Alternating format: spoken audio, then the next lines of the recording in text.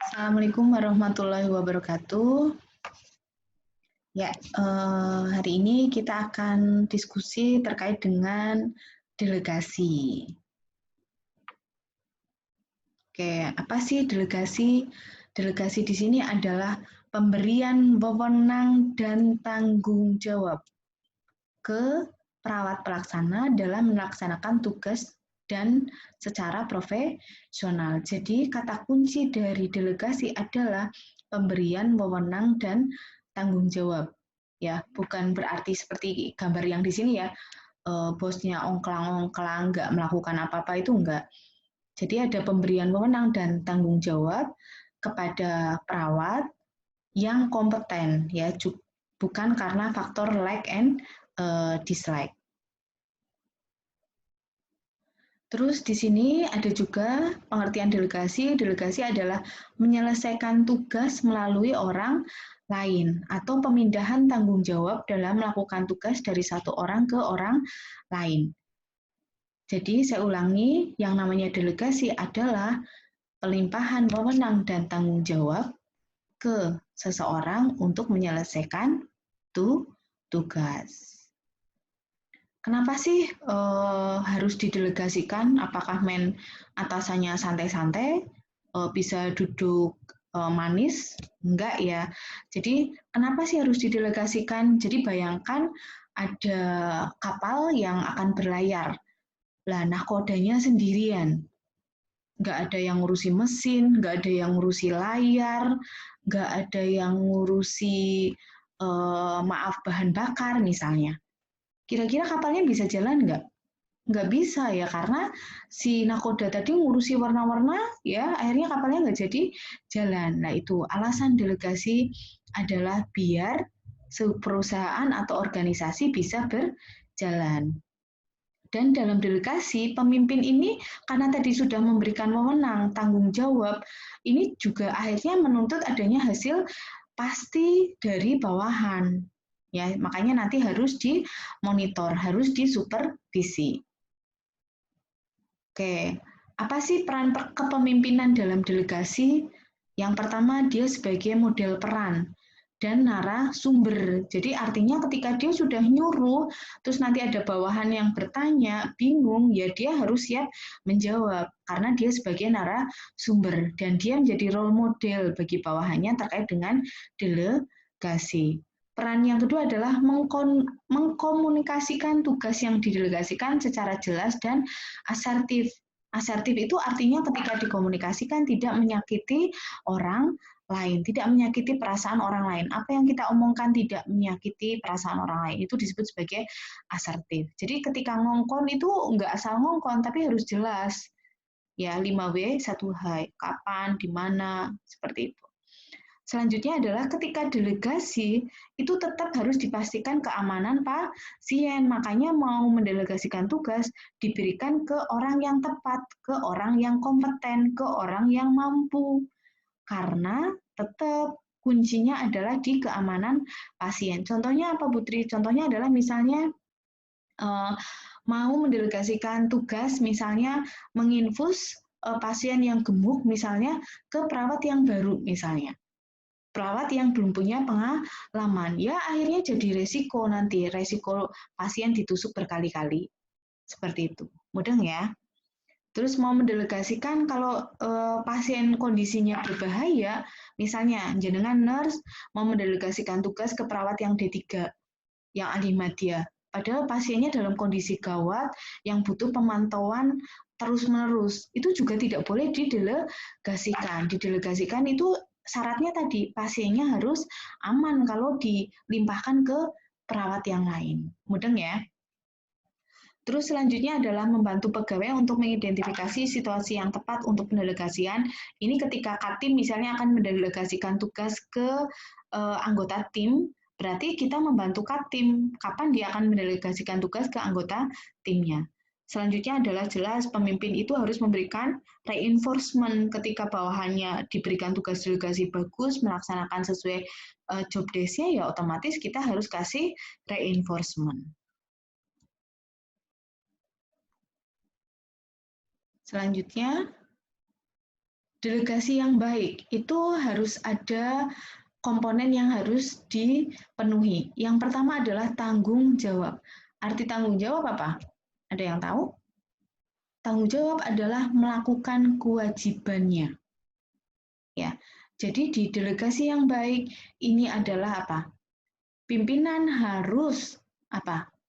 Melakukan evaluasi, melakukan supervisi karena kewajibannya dia, dan bawahan tadi harus melaksanakan kewajiban tugas untuk melakukan delegasi. Selanjutnya adalah otoritas atau kewenangan. Tadi ketika kepala ruang memberikan delegasi ke bawahan, ya bawahannya dikasih kewenangan ya untuk bertindak. Ora kudu misalnya gini, nyuruh saya misalnya gini, nyuruh mahasiswa ke Jakarta ya, ya gitu.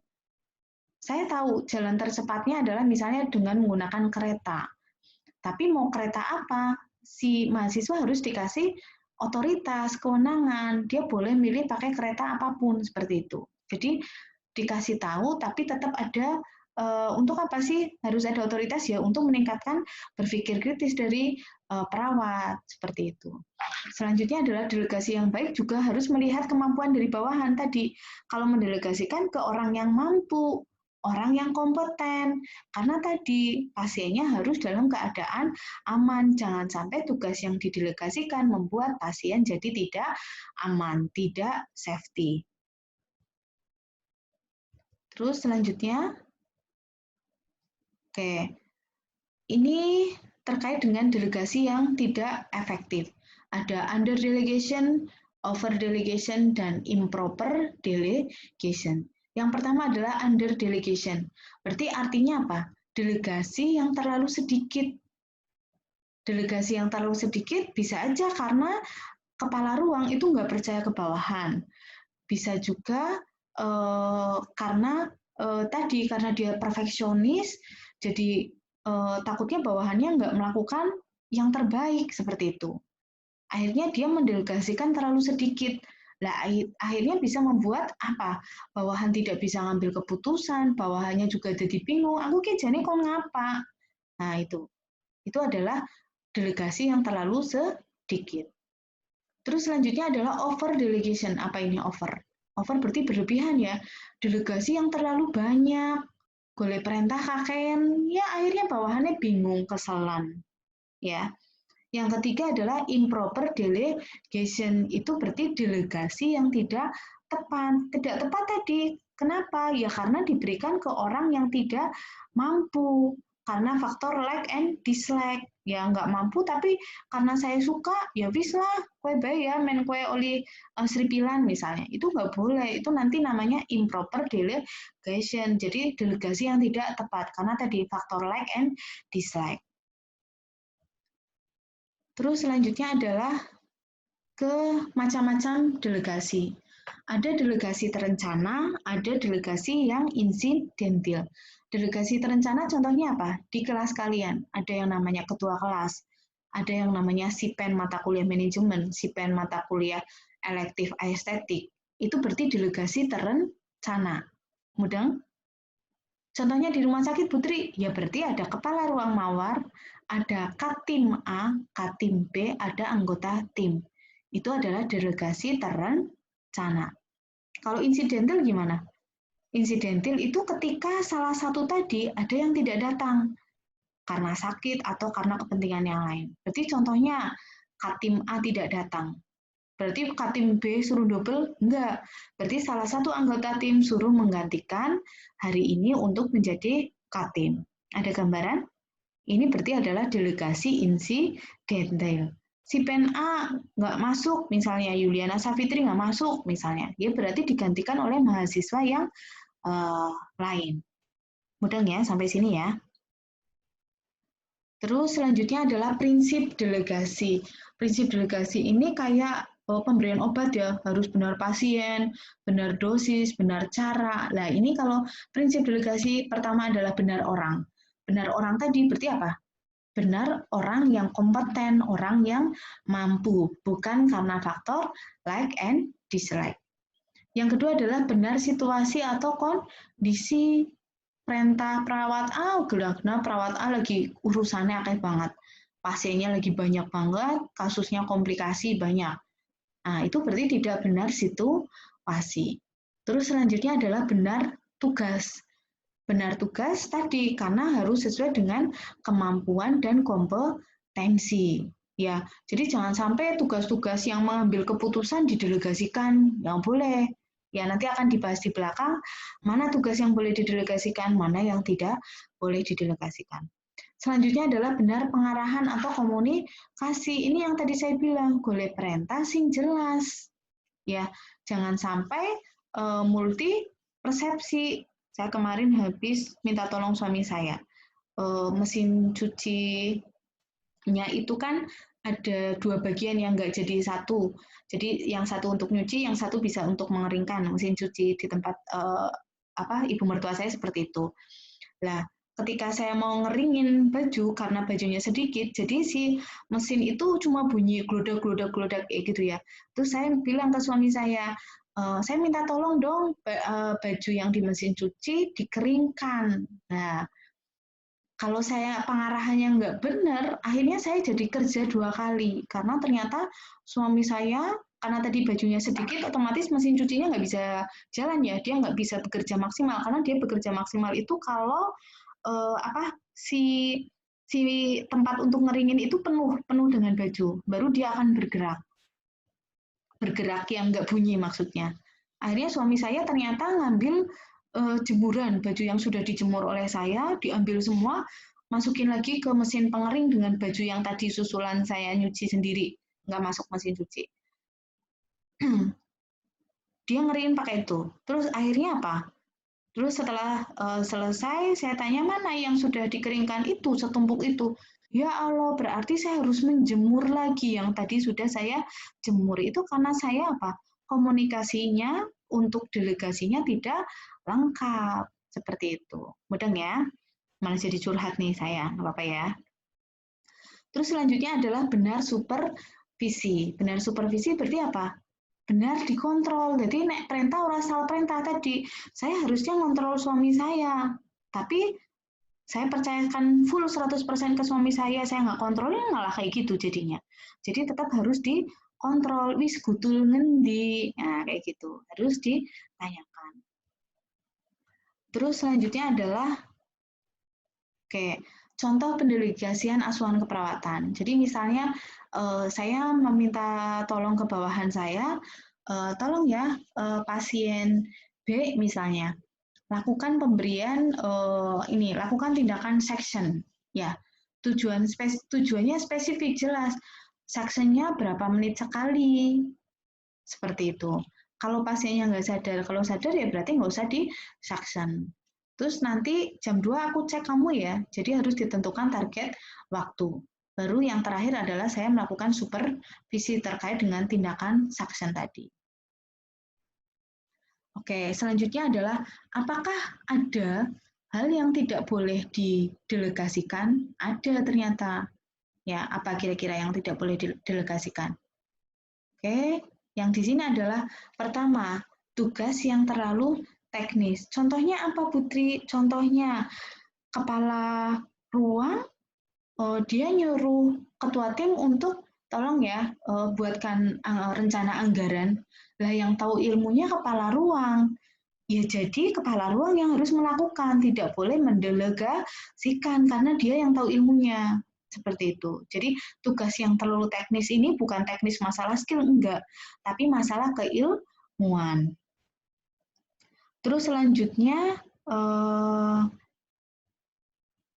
ke tugas yang berhubungan dengan kepercayaan dan kerahasiaan. Jadi kalau masalah kerahasiaan itu juga tidak boleh didelegasikan.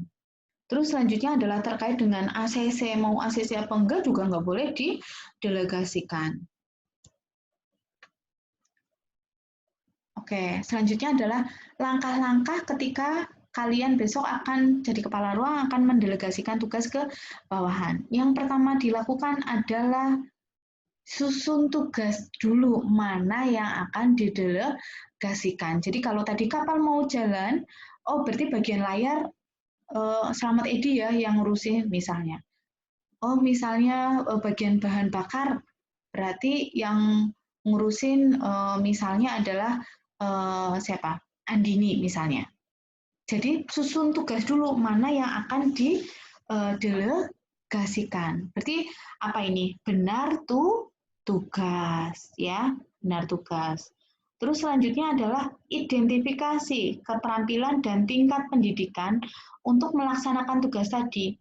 Oh, nggak ngurusi bahan bakar, butuh wong sing kepriwe. Oh, nggak ngurusi layar tadi, butuh orang yang bagaimana, seperti itu. Oh, buat merawat pasien dengan panjang komplikasi, aku butuh perawat yang bagaimana, gitu. Ini adalah benar orang.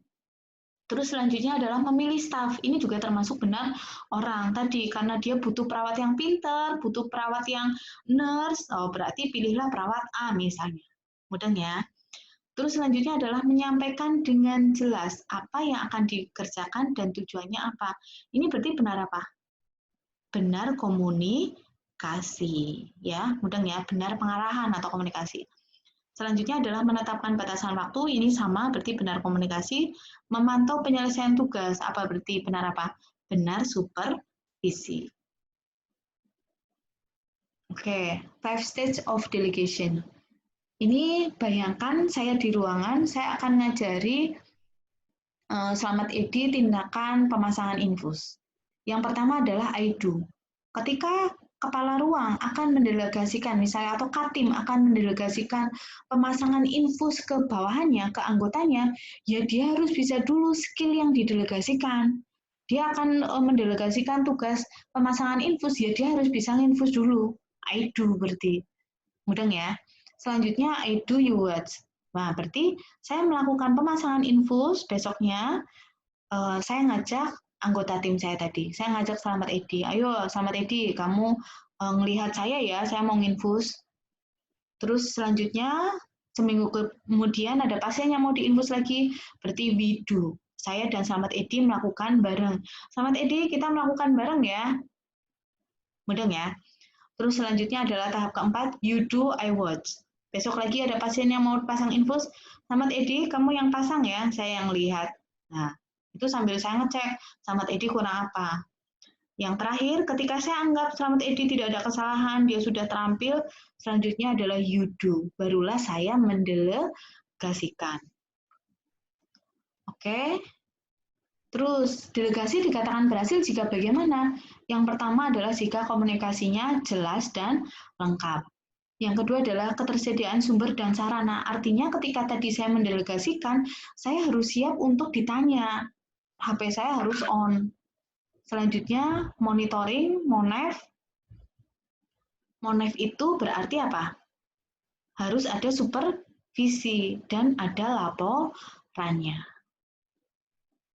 Oke.